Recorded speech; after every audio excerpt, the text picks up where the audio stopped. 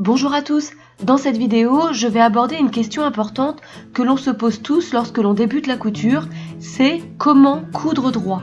Je vais essayer de répondre à cette question en me basant sur mon expérience et en vous donnant des conseils pratiques. Je vais vous parler de plusieurs aspects pour vous aider à progresser et notamment avec un rappel du fonctionnement de la machine à coudre, puis comment se positionner pour coudre, comment piquer droit et ensuite nous verrons des tests sur papier et sur tissu. Alors déjà, un petit rappel, pour coudre la machine a besoin d'un fil supérieur et d'un fil inférieur, c'est-à-dire un fil de canette.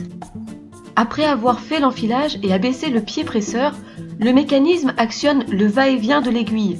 Cela permet d'associer le fil supérieur et le fil de la canette pour former un point, c'est-à-dire une couture ou parfois appelée piqûre. De leur côté, les griffes d'entraînement situées sous le pied presseur font avancer le tissu tout seul, soit en avant, soit en arrière si la marche arrière est actionnée. Ce mécanisme assez complexe est ordonné par la pédale.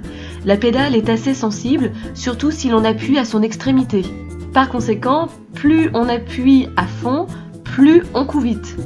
Pour les débutants, je vous conseille de coudre en chaussettes pour bien sentir l'accélération de la pédale et maîtriser la vitesse de couture. La meilleure position pour coudre est une position assise et les deux mains doivent servir à guider conjointement la bonne direction du tissu. La main droite accompagne l'entraînement automatique du tissu. En fonction du type de tissu, la main droite sera plus ou moins sollicitée. Si le tissu a tendance à glisser, la main droite peut contrôler et rectifier la trajectoire. Pour des travaux volumineux comme des rideaux, la main droite peut préparer la position de la suite du tissu qu'il reste à coudre. Parallèlement, la main gauche maintient et guide le tissu dans sa trajectoire en se déplaçant sur la partie gauche du tissu. Si besoin, elle peut aider les ouvrages épais à avancer en se positionnant derrière le pied presseur.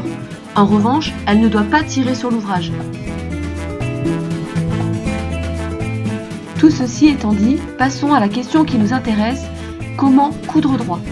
La première chose à savoir, c'est qu'il ne faut pas regarder l'aiguille lorsque vous cousez. Si vous le faites, vous risquez de ne pas coudre droit et de faire de petits zigzags.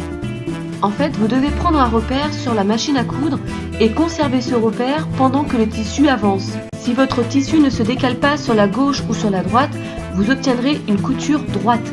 Pour vous aider à bien voir, j'ai matérialisé sur ma machine 3 repères à l'aide d'une petite bandelette rose. Vous pouvez choisir un repère au centre du pied presseur. Certains pieds ont une petite encoche dessinée, alors que d'autres ont tout simplement un petit espace. Vous pouvez également choisir comme repère le long du bord droit du pied presseur, ou encore le long des griffes d'entraînement au niveau des repères de couture. Pour vous montrer, je fais un essai avec le repère situé le long des griffes d'entraînement. Je positionne donc le bord du tissu droit contre le repère et je commence la couture. Pendant que le tissu avance, je maintiens mon regard sur le repère et je positionne mes mains pour que le tissu suive toujours la même trajectoire. Et voici le résultat, on voit bien qu'il s'agit d'une couture droite à environ 7 mm du bord du tissu. On lit souvent qu'avant de coudre du tissu, il faut s'entraîner à piquer sur du papier. J'avoue qu'au début j'étais un peu sceptique, et puis en essayant, je pense que c'est une bonne méthode d'apprentissage, donc je vous la conseille. Sur une feuille de papier, j'ai donc dessiné 3 lignes de différentes épaisseurs. J'ai également dessiné des angles droits, aigus et obtus pour m'habituer aux différents angles que l'on peut rencontrer dans la couture. J'ai également fait quelques courbes qui s'enchaînent les unes après les autres. Et enfin un cercle qui est selon moi assez dur à coudre lorsque l'on débute. Si vous souhaitez faire cet entraînement, vous devez d'abord retirer le fil supérieur et le fil de canette afin de piquer à vide. Je prends comme repère visuel la petite encoche située au centre du pied presseur et je place la ligne sous ce repère, puis je commence à piquer. À la fin, je vérifie que j'ai piqué sur le trait et je continue l'entraînement avec les autres lignes.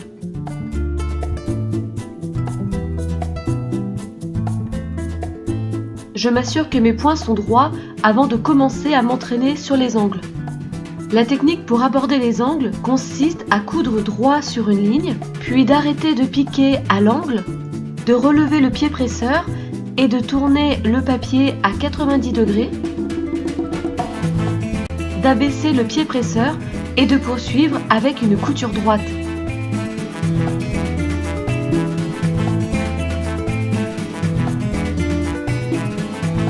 Il s'agit de la même méthode pour les angles obtus et aigus.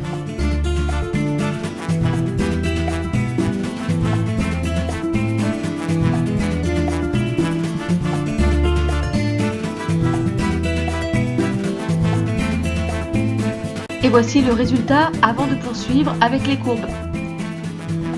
Pour aborder les courbes, il s'agit de piquer droit en déplaçant doucement et continuellement le papier avec la main droite et la main gauche.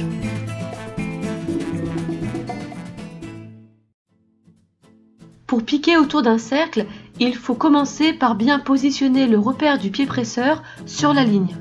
Puis, comme pour la courbe, il faut déplacer le papier assez rapidement et continuellement pour que le repère reste toujours sur la ligne. Dans cet exercice sur papier, on peut aussi s'entraîner à la marche arrière et au point d'arrêt. Pour cela, il suffit de piquer sur la ligne, puis de s'arrêter à un niveau, d'actionner la marche arrière de la machine à coudre et de reculer droit, et enfin de poursuivre la couture droite. Passons maintenant au test sur le tissu. En réalité, cet entraînement ressemble beaucoup au test sur le papier. Pour commencer, sur un tissu doublé, je dessine les mêmes formes que sur le papier, c'est-à-dire la ligne avec des traits horizontaux pour faire la marche arrière, les différents angles, des courbes et un cercle.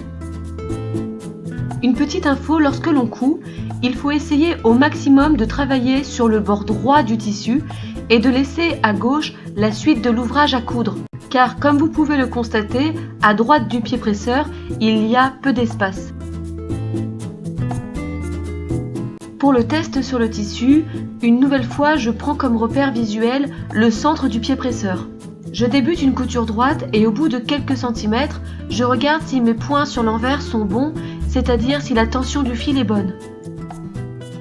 Puis je m'essaie à la marche arrière. Pour cela, c'est comme sur le papier, je commence une couture droite, puis je m'arrête à hauteur du trait, je recule droit sur quelques points et je poursuis la couture droite.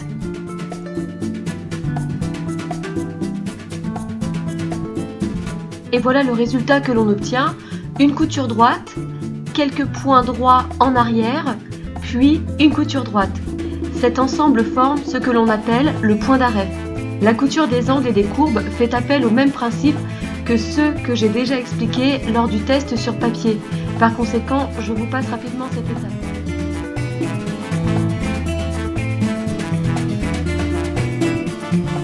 Lorsque vous terminez la couture des courbes, vous pouvez faire un point d'arrêt afin de vous entraîner à reculer en suivant le mouvement de la courbe.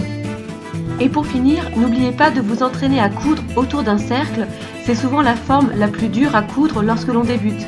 Et pour corser un peu l'exercice, entraînez-vous à faire un point d'arrêt en début et en fin de couture.